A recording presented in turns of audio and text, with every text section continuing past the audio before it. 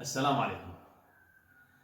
في حال الخلاف بين الزوجين يأتي بعضهم إلى المرأة من رجال ونساء فيقولون لها اتركيه، تطلقي منه، ما يستاهلك، تزوجي خيرا منه، عمرك صغير، اخرجي، عيشي، اشتغلي، ارتاحي.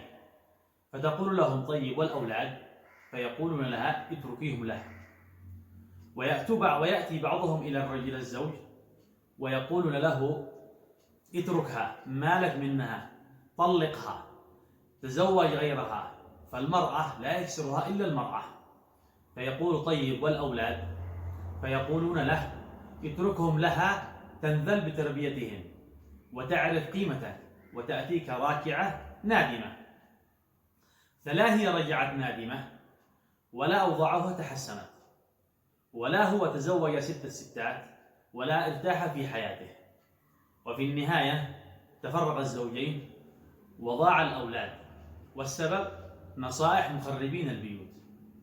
حفظ الله بيوتنا وبيوت المسلمين من المشاكل والهموم والأحزان وجعلها آمنة مطمئنة يملأها السعادة والسكينة. اللهم آمين.